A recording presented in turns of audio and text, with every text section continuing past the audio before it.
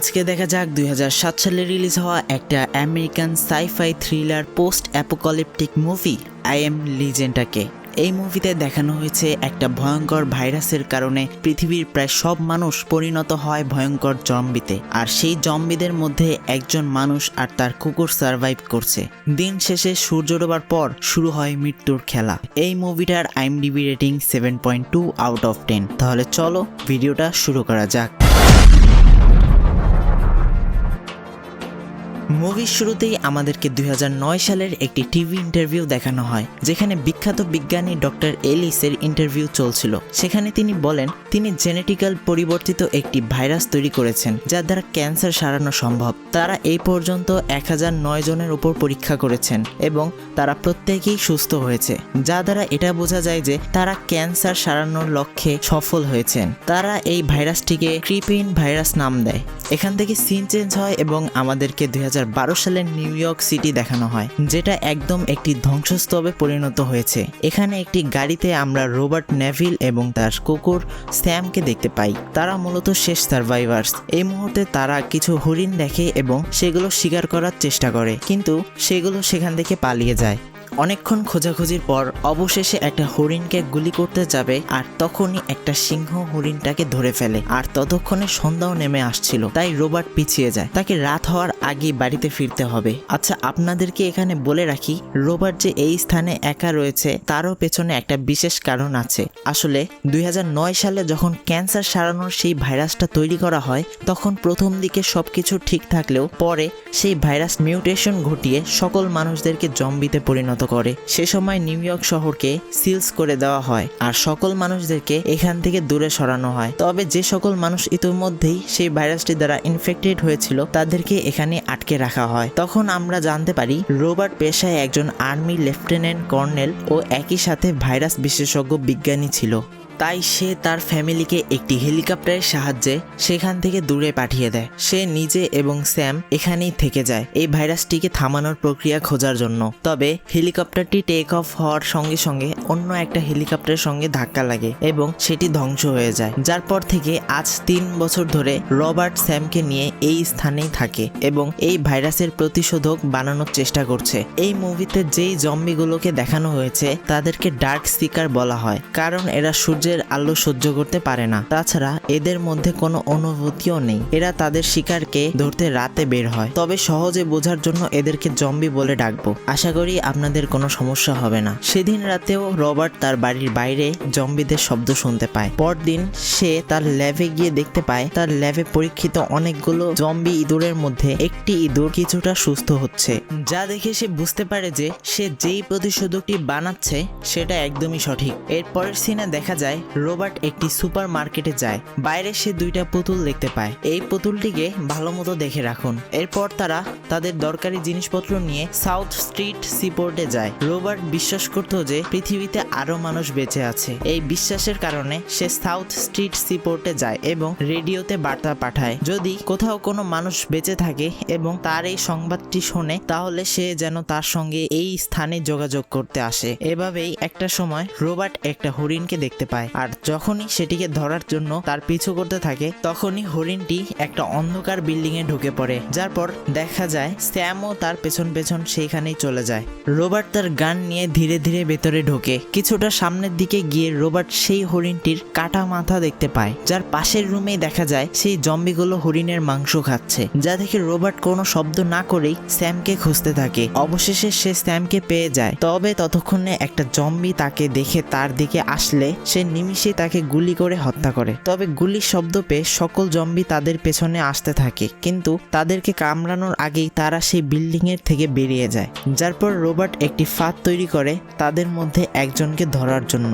তবে সে একটা জম্বিকে ধরার সাথে সাথে দেখা যায় অন্য একটা জম্বি সূর্যের আলো সহ্য করতে না পেরেও বাইরে বেরিয়ে তার দিকে তাকিয়ে চিৎকার করে, যা দেখেও রবার্টও অবাক হয়ে যায়। কিন্তু পরবর্তীতে দেখা যায় সেই জম্বিটি ভিতরে পালিয়ে যায়। এর পরের সিনে দেখা দেখা যায় রোবট সেই জম্বিকে তার ল্যাবে নিয়ে আসে এবং তার বানানো সেই প্রতিষেধকটি ইনজেক্ট করে। প্রথম দিকে দেখা যায় প্রতিষেধকটি ঠিক মতো কাজ করছে, কিন্তু কিছু সময় পর সেটি কাজ করা বন্ধ করে দেয়, যার মানে হলো এত বছরের রোবটের গবেষণা পরিশ্রম সবই বৃথা হয়ে গিয়েছে।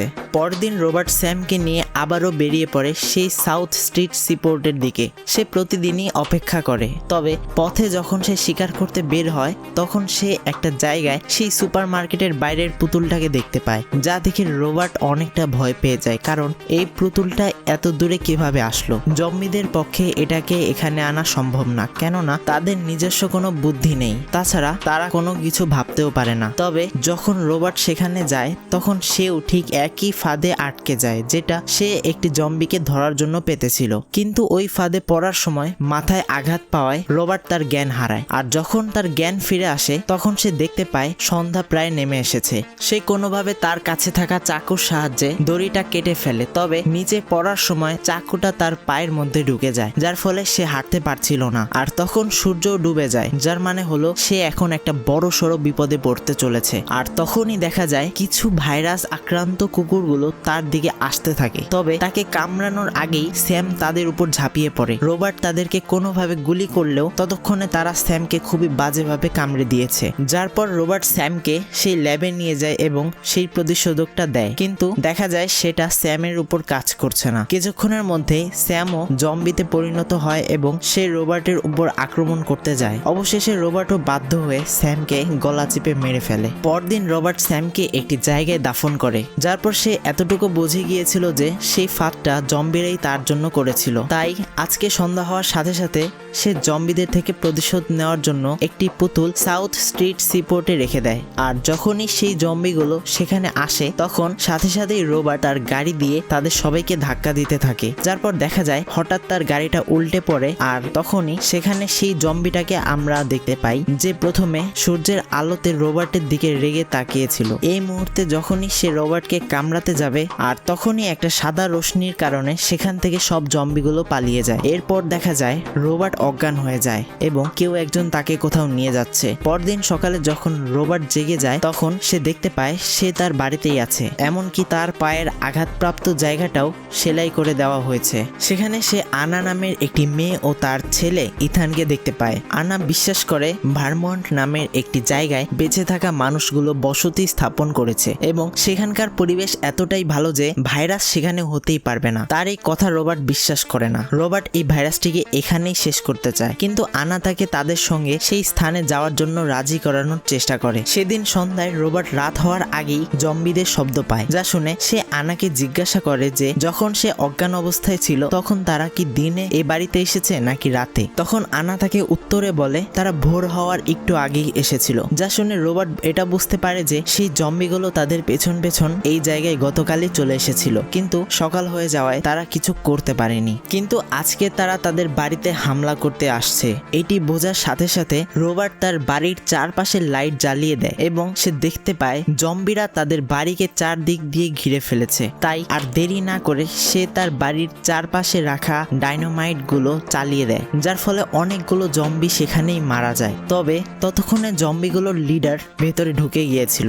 রোবট সেটিকে গুলি করার চেষ্টা করে, তবে সেটি বাকি জম্বিগুলো থেকে অনেকটাই আলাদা, তাই সেটি সেখান থেকে পালিয়ে অন্য রুমে চলে যায়। অন্যদিকে দেখা যায় আনা এবং ইথান বিছানার নিচে লুকিয়েছিল আর একটি জম্বি দেওয়াল ভাঙছিল। তখন রোবট সে স্থানে থাকা একটি পিস্তল দিয়ে সেই জম্বিটাকে হত্যা করে, যার পর তারা সবাই তাদের সেই ল্যাবে চলে আসে। তারা দেখতে পায় রোবট যে জম্বির ওপর প্রথম প্রতিষেধকটি প্রয়োগ করেছিল সেটি এখন কাজ করছে, মানে সেই জম্বিটি আবার ঠিক হয়ে যাচ্ছে। আর এর মধ্যেই দেখা যায় অন্য জম্বিরা সেখানে চলে আসে। যদিও তাদের মাঝে একটা কাচের দেওয়াল রয়েছে, কিন্তু তারা এখন সেই দেওয়ালটিকে ভাঙার চেষ্টা করছে। রোবট প্রথমেই তার পিস্তলটা নিচে ফেলে দেয় এবং তাদেরকে বোঝানোর চেষ্টা করে তাদেরকে সে বাঁচাতে চায়, তবে দেখা যায় তারা তার কোনো কথাই শুনছে না। তাই অবশেষে দ্বিতীয় কোনো পথ না পেয়ে সে সেই জম্বির শরীরের রক্তের একটি স্যাম্পল আনার হাতে তুলে দেয় এবং সেখানে থাকা একটা ছোট্ট টানেল দিয়ে তাদেরকে বের করে দেয় এবং নিজে থেকে যায় তাদেরকে আটকানোর জন্য। সে তার ড্রয়ার থেকে তার পরিবারের একটি ছবি এবং একটা গ্রেনেড বের করে, আর তখনই জম্বিরা কাঁচ ভেঙে ভেতরে ঢুকে যায়, আর সাথে সাথে রোবার্টও গ্রেনেডটা খুলে তাদের মধ্যে ঢুকে যায়, ফলে সে সহ সেই সকল জম্বিরাও মারা যায়। এর পরের সিনে দেখা যায় আনা ইথানকে নিয়ে একটি গাড়িতে করে ভারমন্টের দিকে যেতে থাকে এবং অবশেষে তারা সেই স্থানটি পেয়েও যায়, আর এখানেই এই মুভিটা সমাপ্ত হয়। তবে এই মুভির দ্বিতীয় এন্ডিংয়ে দেখা যায় রোবার্ট তাদেরকে বোঝানোর অনেক চেষ্টা করে, অবশেষে সেই জম্বিটি তার হাতের ছাপ দিয়ে একটি প্রজাপতি বানায়, যা দেখে রোবার্ট সেই প্রতিষেধকটি দেওয়া জম্বির কাঁধের দিকে দেখতে পায় জম্বিটির কাঁধেও একটা প্রজাপতির ট্যাটু আঁকা রয়েছে, যার মানে হলো তারা এত কিছু শুধু সেই ফিমেল জম্বিটাকে রোবার্টের থেকে উদ্ধার করার জন্য করছিল। এসব বুঝতে পেরে রোবার্ট সেই ফিমেল জম্বিটাকে নিয়ে সেই কাচের দেয়াল থেকে বেরিয়ে জম্বিদের কাছে চলে যায়। তবে আশ্চর্যজনক বিষয় হলো তাকে কেউ কামড় দেয় না, এমনকি কেউ কামড় দিতে গেলেও তাদের লিডার সবাইকে মানা করে দেয়। পরবর্তীতে রোবার্ট সেই জম্বিটাকে একটা ইনজেকশন দেয়, যার কারণে তার জ্ঞান ফিরে আসে। এরপর দেখা যায় সেই লিডার সেই ফিমেল জম্বিটাকে কোলে করে নিয়ে সেখানে কারো কোনো ক্ষতি না করেই চলে যায়, যা দ্বারা রোবার্ট এটা বুঝতে পারে যে এরা দুজন একে অপরকে ভালোবাসে। এটা অবিশ্বাস্য হলেও সত্য। এরপরের সিনে দেখা যায় তারা তিনজন ভারমন্টের উদ্দেশ্যে বেরিয়ে পড়ে, আর এখানেই এই মুভিটা সমাপ্ত হয়। তো এই ছিল আজকের এই ভিডিও। সত্যি বলতে আমার এই মুভিটা অনেকটাই ভালো লাগছে, অবশ্যই রেকমেন্ডেড থাকবে। যদি ভিডিওটা ভালো লাগে তাহলে একটা লাইক করে দিন, আর কমেন্টে অবশ্যই ফিডব্যাক দিয়ে যান, যাতে পরবর্তী ভিডিওতে আরও ইমপ্রুভ করতে পারি। চ্যানেলটাকে অবশ্যই সাবস্ক্রাইব করে পাশের ঘন্টা বাজিয়ে দিন, তাহলে আমার জীবনের ঘন্টাও বেজে যাবে। ভিডিওটা দেখার জন্য ভেরি ভেরি থ্যাঙ্কস, আর দেখা হচ্ছে এমনই একটি নতুন ভিডিওতে বেস্ট মুভি নিয়ে। আর ততক্ষণের জন্য এই ভিডিওটা দেখে আসেন।